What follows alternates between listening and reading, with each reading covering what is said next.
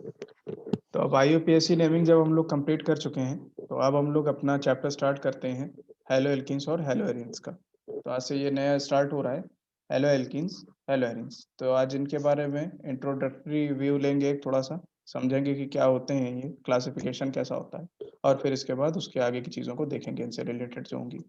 तो पहला है हेलो एल्कीन्स। अच्छा, ये जो केमिस्ट्री लिखवा रहे हैं हेलो एल्केन्स वाला, हुँ। इसकी स्लाइड भेज दीजिएगा। क्यों? ये भी जो शुरू कर रहे हैं। वो तो कर रहे हैं, लेकिन स्लाइड क्यों? भेज दीजिएगा। कॉपी नहीं मिली? लिखने हाँ। का मन नहीं है? दोनों में से क्या बात है? अरे थोड़ा गलती हो गई हमसे। क्या गए गलती थे हो? केमिस्ट्री की कॉपी लेने, ले आए फिजिक्स की। चलो ठीक है, हम भेज देंगे, तो कॉपी कर लेना। तो हेलो एल्कीन्स और हेलो एरीन्स। हेलो एल्कीन्स और हेलो एरीन्स में हमें समझना है कि हेलो एल्कीन्स को ही हेलो एल्केन्स, सॉरी एल्कीन्स नहीं, hello alkenes and hello arenes. तो हेलो एल्कीन्स को हम लोग एल्किल हैलाइड भी बोलते हैं। हेलो एल्केन्स को हम लोग एल्किल हैलाइड भी बोलते हैं, और हेलो एरीन्स को हम लोग एरिल हैलाइड भी बोलते हैं, एरिल हैलाइड्स। अब ये होते क्या हैं, इनको देखा जाए तो एल्किल ग्रुप जो होते हैं, एल्किल ग्रुप वो कैसे होते हैं? एल्किल ग्रुप होते हैं आर, इस तरीके से रिप्रेजेंट किया जाता है। और एल्किल ग्रुप कैसे बनते हैं? एल्किल ग्रुप ऐसे बनते हैं कि CH4, ये कोई अगर एल्केन हो, एक कार्बन का मीथेन है जो कि, तो इसमें से अगर एक हाइड्रोजन कम कर दें, 4 के बजाय 3 कर दें, तो कार्बन की एक वैलेंसी खाली हो जाती है, और कार्बन चाहता है कि अपनी एक वैलेंसी किसी चीज़ से सैटिस्फाई कर ले। सेम चीज़ होती है 2 कार्बन के एल्किल ग्रुप C2H5 एथिल के साथ, उसकी भी एक वैलेंसी इस तरीके से खाली रहती है।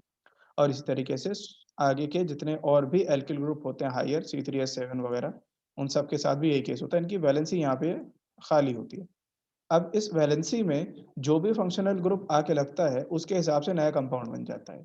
तो एल्किल हैलाइड्स जो हैं हमारे, वो भी इसी तरीके से बनते हैं कि जब किसी मीथेन का एक हाइड्रोजन एटम निकल के एल्किल ग्रुप बनता है, तो उस हाइड्रोजन एटम की जगह पर आ करके कोई हैलोजन एटम रख जाए, जहाँ पे एक्स से रिप्रेजेंट कर रहे हैं हैलोजन को, और जो कि होते हैं क्लोरीन, ब्रोमीन, फ्लोरीन और आयोडीन, ये हैं हमारे एक्स। तो अगर इस तरीके से किसी नहीं, एल्केन में कुछ कह रहे हो? नहीं, नहीं।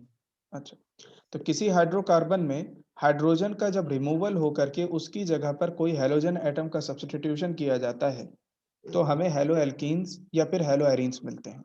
हेलो एल्कीन्स अभी इसलिए मिल रहे हैं क्योंकि एल्किल हैलाइड है, ये एल्किल हैलाइड का केस चल रहा है। अभी एरिल हैलाइड का हम केस नहीं देख रहे हैं, अभी हम देख रहे हैं एल्किल एल्किल हैलाइड हैलाइड। कौन होता एल्किल हैलाइड ये हैं, एल्किल में लगे हुए एक्स एटम्स जब होते हैं, तो ये पूरा जो कंपाउंड होता है ये आर एक्स, इसको हम बोलते हैं एल्किल हैलाइड, आर एक्स। जैसे कि CH3 है, CH3 भी एक आर है, एक कार्बन का आर, एक कार्बन के एल्किल ग्रुप मिथाइल, और इसकी एक वैलेंसी खाली है। यहाँ पे अगर हम Cl लगा दें, तो ये हमारा एल्किल हैलाइड, और यहाँ पर इसका नाम ही हो जाएगा एल्किल, और मेथाइल है तो मेथाइल, और हैलाइड, हैलाइड बोलते हैं हैलोजन को, और यहाँ पे कौन सा हैलोजन है? क्लोरीन, तो बोलेंगे मेथाइल क्लोराइड। उसी तरीके से C2H5 है, C2H5 में हम लगा दें यहाँ पे वैलेंसी इसकी खाली है एक, और वो चाहेगा अपनी वैलेंसी फुलफिल करना। अगर कोई हैलोजन एटम आकर के यहाँ पे लग गया, जैसे कि ब्रोमीन, तो ये बन जाएगा एक एल्किल हैलाइड, क्योंकि एल्किल ग्रुप से बन रहा है। तो एल्किल ग्रुप यानी कि किसी भी एल्केन में हाइड्रोजन एटम को रिप्लेस करके बनने वाले एल्किल ग्रुप में अगर कोई हैलोजन एटम का सब्स्टिट्यूशन कर दें हाइड्रोजन एटम की जगह, तो हमें एल्किल हैलाइड मिलते हैं। तो जैसे ये क्या है? ये है एथिल ब्रोमाइड, ये हो जाएगा एथिल ब्रोमाइड। यहाँ पे एक चीज़ ध्यान रखना है कि ये हमारा अभी IUPAC नेमिंग नहीं है। IUPAC नेमिंग में तो Cl वगैरह, Cl Br ये सब प्रेफिक्स में चले जाते हैं, क्लोरो बन जाएंगे, क्लोरोमीथेन, ब्रोमो, इथेन। तो ये तो एक जनरल नेमिंग है, मेथाइल क्लोराइड, एथाइल ब्रोमाइड, इस तरीके से। C3H7, यहाँ आयोडीन लगा दें हम, वैलेंसी खाली थी एक, तो क्या हो जाएगा? Propyl iodide, propyl iodide. तो ये होता है एल्किल हैलाइड हमारे। एरिल हैलाइड क्या होते हैं?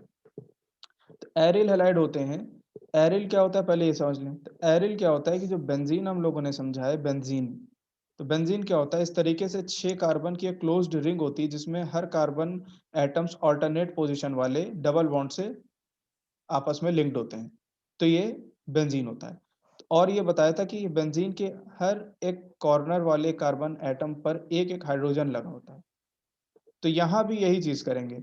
जैसे एल्केन में से एक H एटम का रिप्लेसमेंट एक हैलोजन एटम से कर रहे थे, यहाँ पर क्या करेंगे कि बेंज़ीन में जब एक H एटम हटा देते हैं और रिप्लेसमेंट करने के लिए यहाँ पे हमको कुछ चाहिए होता है, तो जो ये फॉर्म बनता है एक H एटम इस कार्बन वाला जो था एक H एटम वो हटा दिया, अब ये खाली हो गया। तो ये जो बनता है रिजल्टिंग कंपाउंड, रिजल्टिंग मॉलिक्यूल, इसको हम एरिल बोलते हैं, एरिल। जैसे यहाँ पे एक एल्किल होता है, मीथेन में से एक हाइड्रोजन हटाने पर एल्किल मिलता है, वैसे ही बेंजीन में से एक हाइड्रोजन के रिमूवल पर एरिल मिलता है। और इसी एरिल में जो ये वैलेंसी है, यहाँ पे अगर कोई एक्स हैलोजन एटम लगा दें, तो ये बन जाता है एरिल हैलाइड। तो ये बन जाता है क्या? एरिल हैलाइड बन जाता है। तो एल्किल और एरिल हैलाइड इसका मतलब ये है, हैलो एल्केन्स या फिर हैलो एरिन्स, हैलो एरिन्स। तो ये जो बनता है हमारा, इससे बोलते हैं हम लोग एरिल हैलाइड। अब यहाँ पे क्या है कि बेंजीन में हाइड्रोजन एटम का रिप्लेसमेंट हम लोग किसी हैलोजन एटम से करते हैं, तो हमको हैलो एरीन्स मिलते हैं। और अगर किसी मीथेन में किसी हाइड्रो स्ट्रेट चेन हाइड्रोकार्बन में हाइड्रोजन का रिमूवल करके हम लोग कोई हैलोजन एटम लगाते हैं, हाइड्रोजन एटम्स का रिप्लेसमेंट हम लोग हैलोजन एटम से करते हैं, तो हमें हैलो एल्केन्स मिलते हैं या फिर एल्किल हैलाइड। तो बात ये है कि इस तरीके के कॉम्बिनेशंस कितने हो सकते हैं? हेलो एल्केन्स है, हेलो एरेन्स है, और होता ये है कि सिर्फ़ ऐसा नहीं है कि जैसे एक मीथेन लेते हैं अब हम, एक ये 3-4 कार्बन का मीथेन लें। 4 कार्बन के मीथेन में ये हाइड्रोजन होंगे, इस तरीके से एटम लगे होंगे। ये हाइड्रोजन एटम्स लगे हैं। अब इसमें करें क्या हम कि यहाँ पे ये वाला जो हाइड्रोजन एटम है इसको हटा दें और यहाँ पे हम ला के कोई X लगा दें, कोई हैलोजन एटम। और X क्या हो सकता है? क्लोरीन, ब्रोमीन, आयोडीन, फ्लोरीन, इन चारों में से कोई सा भी हो सकता है। तो ये क्या बनेगा हमारा एक हैलो एल्केन बनेगा, हैलो एल्केन। लेकिन ये चीज़ हम लोग सिर्फ़ एल्केन में नहीं कर सकते हैं, एल्कीन अगर हो जैसे एल्कीन, ये है एल्कीन हमारा। तो यहाँ 3 हाइड्रोजन होंगे, यहाँ 2 हाइड्रोजन होगा। इस कार्बन की 3 वैलेंसी फुलफिल्ड है, तो चौथी बस 1 हाइड्रोजन से फुलफिल होगी। इसकी 2 फुलफिल है इस कार्बन की वैलेंसी, तो 2 और हाइड्रोजन से फुलफिल हो जाएँगी। तो ये हमारा एल्कीन है। एल्कीन में भी अगर हाइड्रोजन का सब्स्टिट्यूशन करा दें, ये वाला हाइड्रोजन था मान लें, तो इस हाइड्रोजन को हटा करके इसकी जगह पे हम कोई एक्स हैलोजन एटम लगा दें। तो ये भी हमारा एक हैलाइड का केस बनेगा और इसको बोलेंगे हैलो एल्कीन। तो ये क्या हो जाएगा? Hello alkene. और इसी तरीके से 3 कार्बन का एल्काइन हो, तो उसमें हो जाएगा हैलो एल्काइन। अब ये 3 कार्बन का एल्काइन है, इसमें किसी भी एक कार्बन एटम से जैसे यहाँ पे एक हाइड्रोजन होगा, इस हाइड्रोजन को हम हटा करके यहाँ पे कोई एक्स लगा दें, कोई हैलोजन एटम, तो ये हमारा बनेगा hello alkene, alkyne sorry, hello alkyne. तो ये है halo alkane, hello alkene, hello alkyne, ये हो जाएगा। उसके अलावा जैसा हमने यहाँ पे बताया कि बेंजीन रिंग में से एक हाइड्रोजन का रिप्लेसमेंट एक हैलोजन से कर दें तो एरिल हैलाइड मिलता है। तो इसमें भी 2 केस हो सकते हैं। एक केस ये हो सकता है कि जैसे कि ये बेंजीन रिंग है और बेंजीन रिंग में हमने एक हाइड्रोजन जो यहाँ पे था उसको हटा करके एक एक्स लगा दिया। तो हमने ये कहा कि ये हेलो एरीन्स बनते हैं। हेलो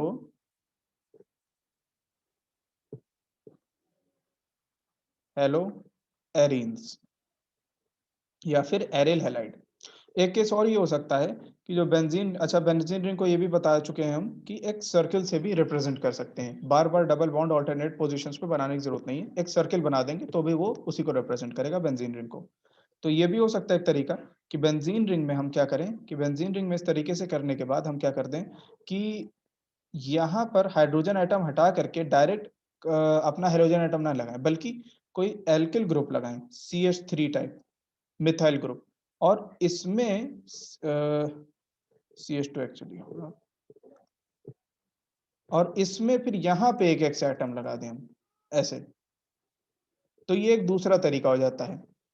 तो इनको एरिल हेलाइड्स बोलते हैं। इनको अभी देखेंगे, ये सारे केसेस देखेंगे, अभी सिर्फ समझा रहे हैं, फिर इनको नोट डाउन जब करवाएंगे तो और क्लियर हो जाएगा, क्लासिफिकेशन जब सही से करवाएंगे, अभी सिर्फ एक समझाने के तरीके से बता रहे हैं। तो कितने केसेस हो सकते हैं? इतने केसेस हो सकते हैं। एल्केन में हाइड्रोजन एटम का रिप्लेसमेंट करते हैं तो हेलो एल्केन मिलता है। एल्कीन में हाइड्रोजन एटम का रिप्लेसमेंट हेलोजन एटम से करते हैं तो हेलो एल्कीन मिलता है। एल्काइन में हेलोजन एटम का रिप्लेसमेंट हाइड्रोजन एटम से करते हैं तो हेलो एल्काइन मिलता है। और फिर बेंजीन में अगर हाइड्रोजन एटम का रिप्लेसमेंट एक हेलोजन से कर दिया तो हेलो एरीन्स मिलता है। और बेंजीन में हाइड्रोजन एटम का रिप्लेसमेंट करने के बाद वहां पे कोई दूसरा कार्बन एटम लगा दें और उस कार्बन एटम से फिर लिंक्ड हो हेलोजन एटम। यहाँ पे halogen atom directly benzene ring से नहीं लगा होगा, किसी दूसरे मॉलिक्यूल के थ्रू लगा हुआ है, तो ये भी एक केस हो जाता है। तो ये इतने केस हैं, इस तरीके से हो सकता है। तो अब हम लोग थोड़ा सा अपना शुरू करते हैं क्लासिफिकेशन का काम, classification of halides. Classification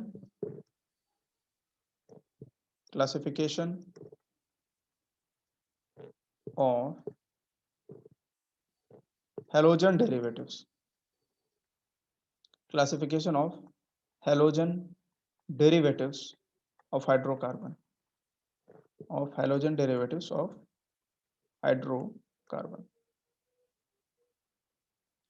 hydrogen halogen derivatives of hydrocarbon, इसका क्या मतलब है? इसका मतलब वही है कि हाइड्रोकार्बन हमारे सिंपल ये थे, जैसे एक बेंजीन हाइड्रोकार्बन है, एक ये बेंजीन हाइड्रोकार्बन है, एल्केन एल्कीन एल्काइन ये तीनों भी हाइड्रोकार्बन हैं, और इन पर हमने हेलोजन का सब्स्टिट्यूशन किया है। इसलिए अब ये जो रिजल्टिंग कंपाउंड मिले हैं, ये halo alkane alkene hello alkyne ये सब क्या हैं? हमारे हाइड्रोकार्बन्स के हेलोजन डेरिवेटिव्स हैं, क्योंकि हेलोजन लग गया इनमें। अब सिर्फ कार्बन और हाइड्रोजन नहीं है तो वो हाइड्रोकार्बन नहीं है वो, अब वो हाइड्रोकार्बन के डेरिवेटिव है। और कैसे डेरिवेटिव? क्योंकि हेलोजन लगा इसलिए हेलोजन डेरिवेटिव्स हैं। तो इनका क्लासिफिकेशन कितने तरीके से होता है ये हमें देखना है, इनका क्लासिफिकेशन कितने तरीके से होता है। तो हमने स्टार्टिंग में बता दिया कि मेजर क्लासिफिकेशन तो दो होते हैं। एक होगा एलिफैटिक वाला, एलिफैटिक हेलोजन कंपाउंड्स। एलिफैटिक से मतलब क्या हो जाएगा? ओपन चेन वाले, जो कि एल्केन एल्कीन एल्काइन होते हैं, तीन जो हमने देखा अभी, ओपन चेन वाले। और दूसरा क्लासिफिकेशन होता है हमारे क्या कहते हैं, एरोमेटिक वाले, जो बेंजीन रिंग वाले होते हैं। एरोमेटिक वाले, एरोमेटिक हेलोजन कंपाउंड्स, एक ये हो जाएंगे। तो एलिफैटिक ओपन चेन वाले और एरोमेटिक बेंजीन रिंग वाले, हम लिख भी देते हैं यहाँ पे कि बेंजीन रिंग वाले, बेंजीन रिंग वाले। अब एलिफैटिक में हमने देखा कि तीन तरीके से होते हैं। एक क्या होता है? हेलो एल्केन होता है, एक हेलो एल्कीन होता है, और एक हेलो एल्काइन होता है। एल्केन एल्कीन और एल्काइन, इन तीनों में जब हम हाइड्रोजन एटम का रिप्लेसमेंट एक हेलोजन एटम से करवाते हैं तो ये तीन मिलते हैं। और ये तीनों ओपन चेन होते हैं, इसलिए ओपन चेन यानी एलिफैटिक हेलोजन कंपाउंड्स के अंडर में आ गए। और एरोमेटिक यानी बेंजीन रिंग वाले में कौन से दो होते हैं हेलोजन्स, हेलोजन कंपाउंड? एक तो ये वाला होता है जब डायरेक्टली लिंक्ड रहता है हेलोजन एटम, और एक दूसरा केस होता है जब हेलोजन एटम जो है बेंजीन रिंग से डायरेक्ट नहीं जुड़ा होता है, किसी दूसरे मॉलिक्यूल के थ्रू जुड़ा होता है। तो यहाँ पे एक तो ये हो जाएगा कि हेलो एरीन्स हो जाएंगे, एक हेलो एरीन्स, एक तो ये हो जाएंगे, और दूसरे हो जाते हैं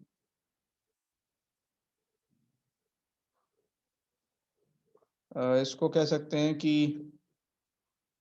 side chain, side chain halogen derivative. Side chain halogen derivative, ये हो जाते हैं साइड चेन हैलोजन डेरिवेटिव। तो जो कि ये वाला केस है। तो मेजर क्लासिफिकेशन इस तरीके से होता है हमारा कि हैलोजन डेरिवेटिव्स जो होते हैं हाइड्रोकार्बन के, वो या तो ओपन चेन वाले होते हैं कि ओपन चेन में हाइड्रोजन हटा करके हैलोजन लगा दिया, तो halo alkane, hello alkene, hello alkyne मिलते हैं, डिपेंडिंग अपॉन कि एल्केन में से हाइड्रोजन हटाया था या फिर एल्कीन एल्काइन में से हटाया था। दूसरा क्लासिफिकेशन हो जाता है कि बेंजीन रिंग पर अगर डायरेक्टली एल्केन लाके सॉरी हाइड्रोजन एटम हटा करके हैलोजन लगा दिया तो हेलो एरीन्स मिलते हैं। और अगर बेंजीन रिंग में डायरेक्टली जो है हमने हाइड्रोजन एटम हटा के हैलोजन नहीं लगाया, बल्कि हाइड्रोजन हटा करके कोई दूसरा एल्किल ग्रुप और उस एल्किल ग्रुप में फिर आगे हैलोजन जुड़ा हुआ हो, इस तरीके से लगाया, तो ये साइड चेन हैलोजन डेरिवेटिव बन जाते हैं। ये इतने होते हैं। अब ये जो हेलो एल्केन है, हेलो एल्केन एल्किल हैलाइड वाले, इनमें इनमें फर्दर हम ये कहते हैं कि ये टाइप्स हो सकते हैं।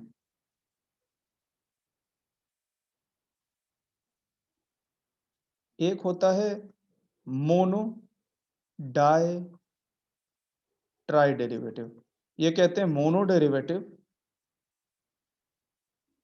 डाई डेरिवेटिव्स और ट्राइड हैलोजन डेरिवेटिव्स।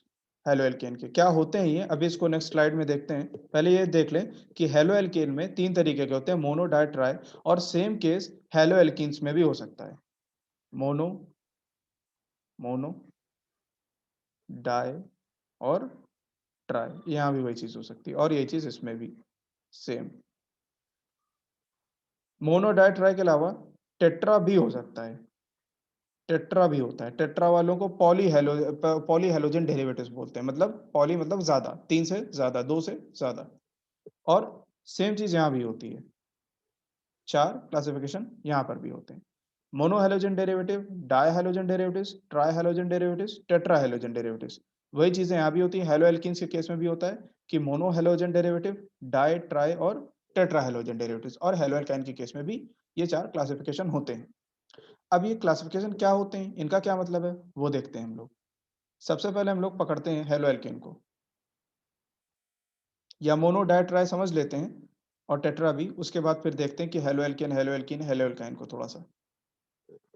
तो हेलो एल्केन का हमने क्या बताया कि जैसे तीन, ये चार पांच हैं।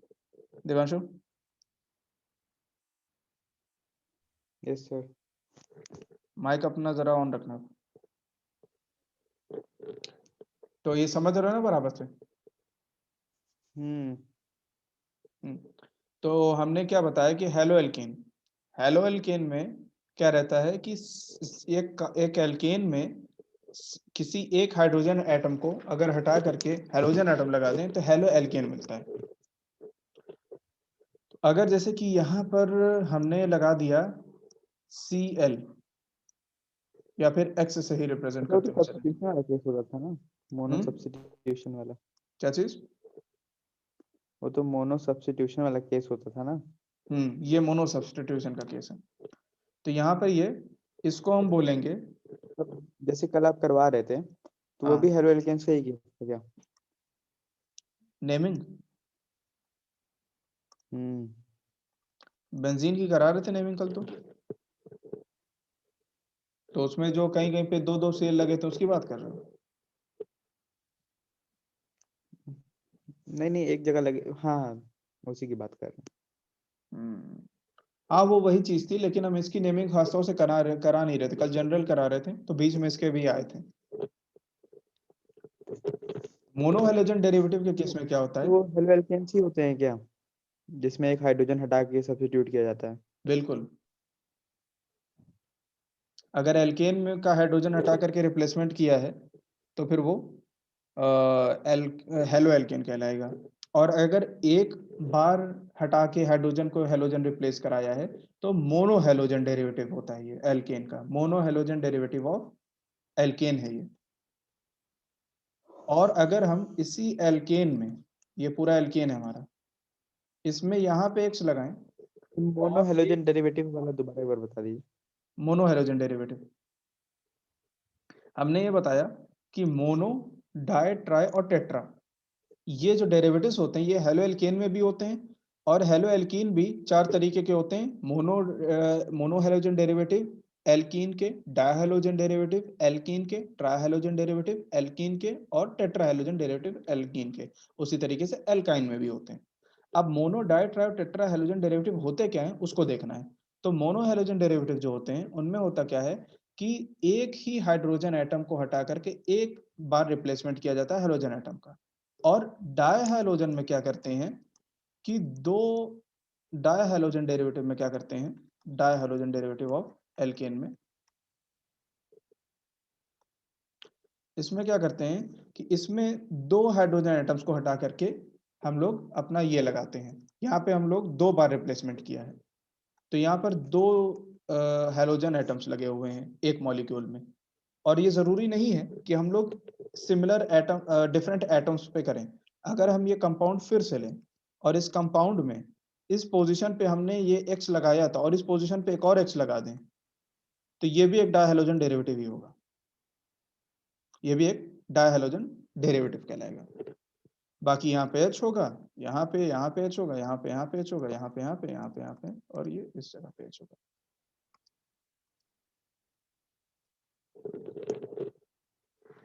तो डायहैलोजन डेरिवेटिव ये होते हैं एल्केन के कि जब 2 हाइड्रोजन एटम्स को रिप्लेस करके 2 हैलोजन एटम लगाएं और पोजीशन से कोई मतलब नहीं है, सेम कार्बन एटम पे रिप्लेसमेंट किया जा सकता है या फिर डिफरेंट पे, जैसे यहाँ पे किया डिफरेंट एटम्स पे, तो वो डायहैलोजन डेरिवेटिव बनते हैं। ट्राइहैलोजन क्या हो जाते हैं, ट्राइहैलोजन डेरिवेटिव ऑफ एल्केन, जैसे कि मीथेन की बात करें सिंपल बिल्कुल।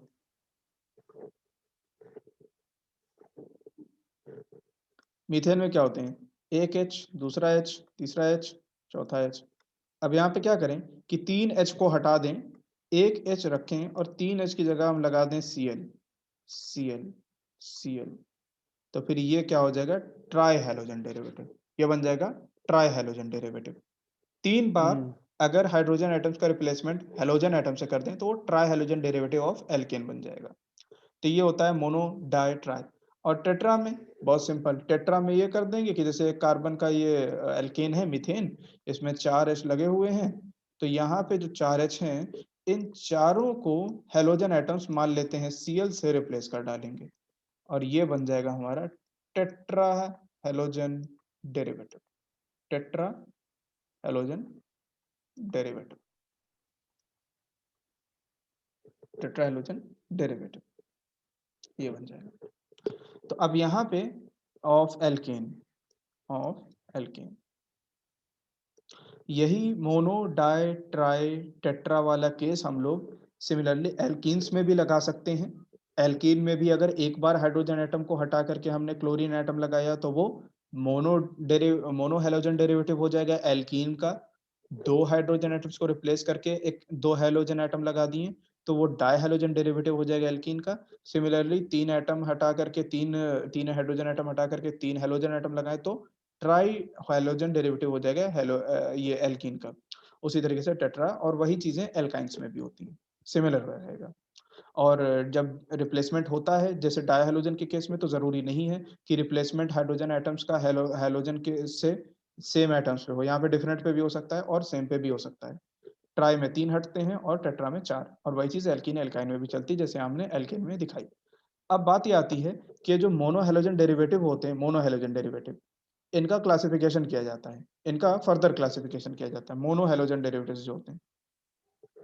तो हम यहाँ पे लिखेंगे मोनो हैलो एल्केन्स जो होते हैं, मोनो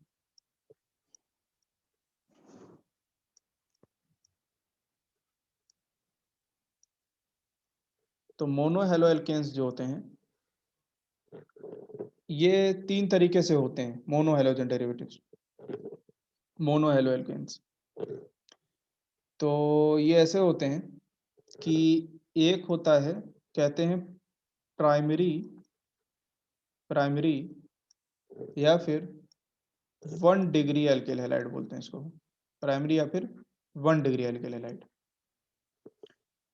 एक होता है ये एग्जांपल लेते हुए साथ में चलते हैं। तो प्राइमरी या फिर 1 डिग्री एल्किल हैलाइड से मतलब ये होता है कि जब जिस कार्बन एटम पर रिप्लेसमेंट होगा, जिस कार्बन एटम पर रिप्लेसमेंट होगा, जैसे ये है हमारा एग्जाम्पल मीथेन का। अब ये मीथेन मॉलिक्यूल है, इस पर हम रिप्लेसमेंट कर रहे हैं और मोनो है इसलिए एक बार रिप्लेसमेंट होगा। और एक बार रिप्लेसमेंट में हम ये देखेंगे कि जैसे यहाँ पे ये H था, तो जो Cl बना ये 1 डिग्री का केस है। 1 डिग्री से मतलब ये कि जिस कार्बन एटम से हेलोजन एटम आके जुड़ा है वो कार्बन एटम तीनों तरफ से एक एल्किल ग्रुप या फिर 0 एल्किल ग्रुप से जुड़ा हुआ हो, सारे हाइड्रोजन से जुड़ा रहे। जैसे यहाँ पे ये कार्बन एटम जिससे Cl आके जुड़ा है वो हाइड्रोजन एटम से ही सिर्फ जुड़ा हुआ है, तो ऐसे केस में हम इसको 1 डिग्री या फिर प्राइमरी एल्किल हैलाइड बोलते हैं। एक एल्किल ग्रुप हो या एक बिना होकर के सारे हाइड्रोजन हो कार्बन से जुड़े हुए, उस कार्बन से जो क्लोरीन या फिर हेलोजन एटम से जुड़ा हो, तो ऐसे केस में जो कंपाउंड बनता है उसको प्राइमरी या फिर 1 डिग्री एल्किल हैलाइड बोलते हैं। प्राइमरी या फिर 1 डिग्री एल्किल हैलाइड। इसमें यह भी हो सकता है कि अगर ऐसे होता CH3 CH2 CH2 Cl ये होता। तो इस कंपाउंड का अगर स्ट्रक्चर देखें हम लोग तो क्या है, CH3 है, फिर CH2 है, फिर C है, इस C पर 2 हाइड्रोजन लगे हैं, 2 हाइड्रोजन लगे हैं और एक Cl लगा है। तो अब इसमें क्या है, जिस कार्बन पर Cl लगा हुआ है उस कार्बन पर एक ही एल्किल ग्रुप जुड़ा है और 2 हाइड्रोजन है, तो ये भी प्राइमरी या फिर 1 डिग्री का केस है। ये दोनों ही प्राइमरी या फिर 1 डिग्री एल्किल हैलाइड के एग्जाम्पल हैं। तो एक कार्बन पर जब उस कार्बन वो कार्बन जिससे कि हेलोजन एटम जुड़ा है उस कार्बन पर अगर तीनों हाइड्रोजन एटम्स जुड़े हुए हों या फिर सिर्फ एक एल्किल ग्रुप, तो वो 1 डिग्री या फिर प्राइमरी एल्किल हैलाइड कहलाता है। तो फिर सेकेंडरी एल्किल हैलाइड क्या होता है?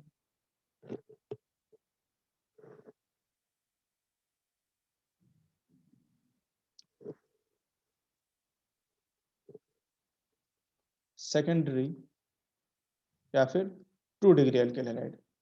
इसमें क्या रहता है कि इसमें जिस कार्बन एटम पर क्लोरीन आके जुड़ेगा, जैसे कि मान लें कि ये एक कार्बन एटम था, यहाँ पे H लगा था, ये कंपाउंड है, एल्केन है एक, और इस तरीके से था।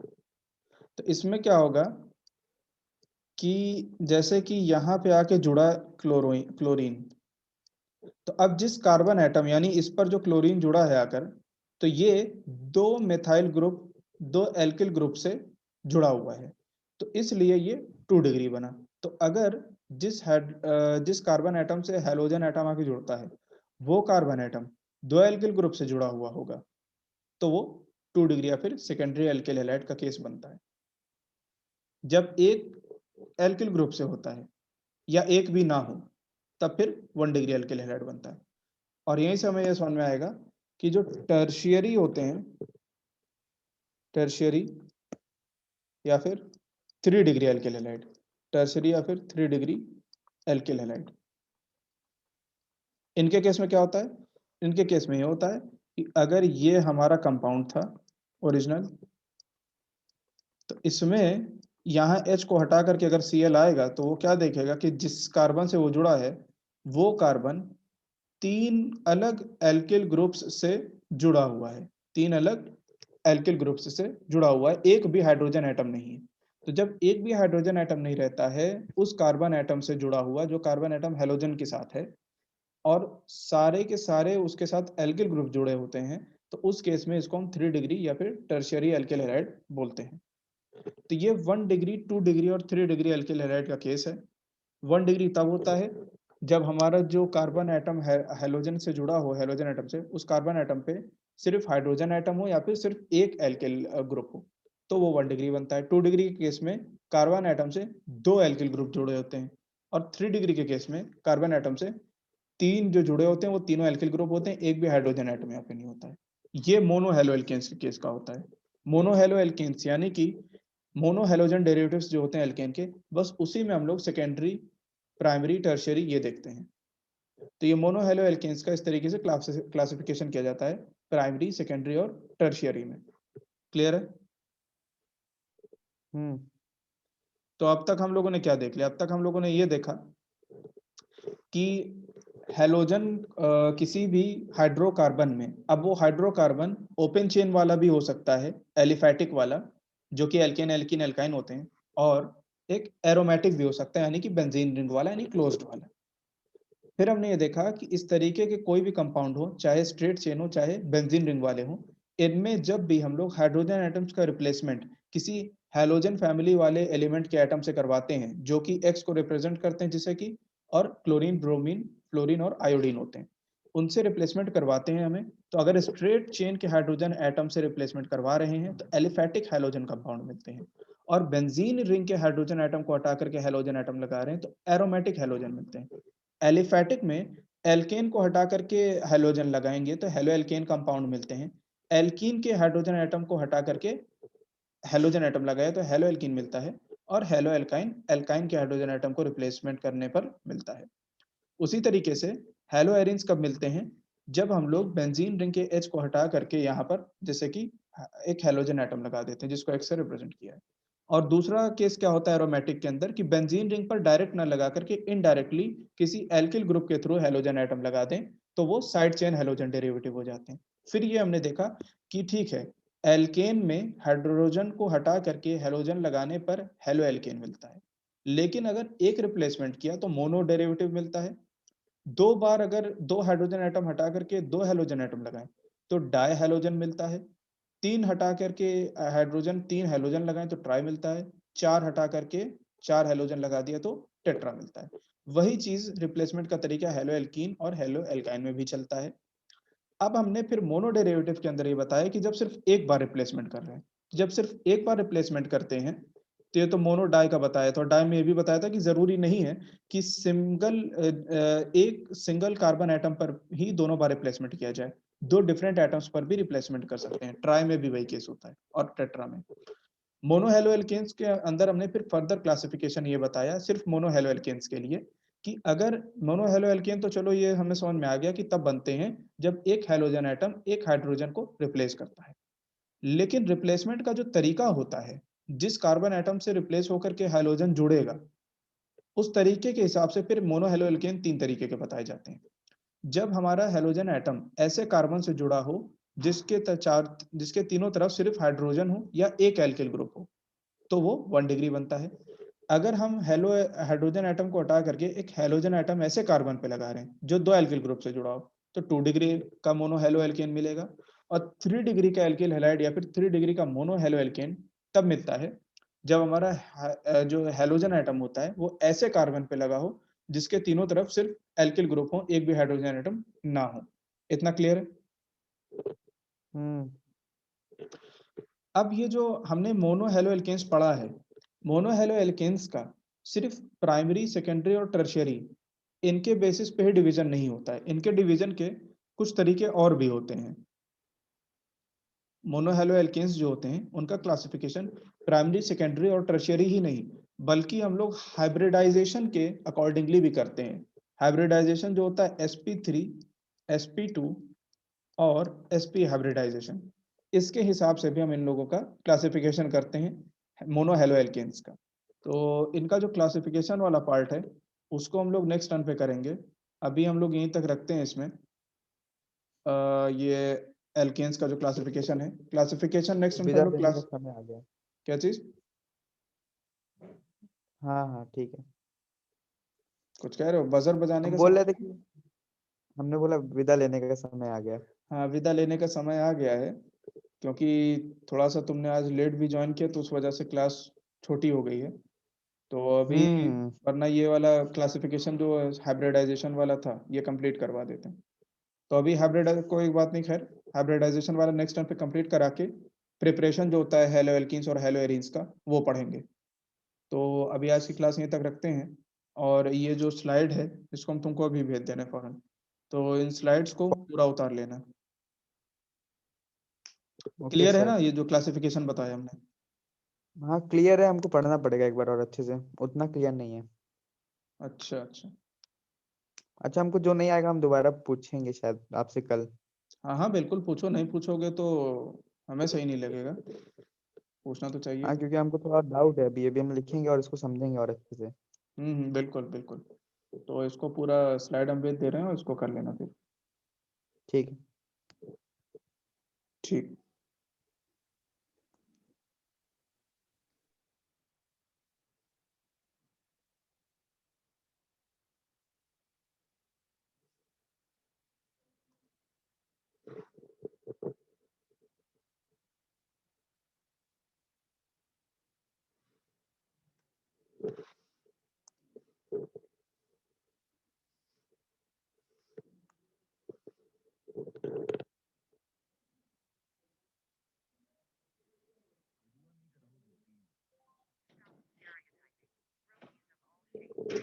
आ रहे क्लास खत्म हो गई, आ रहे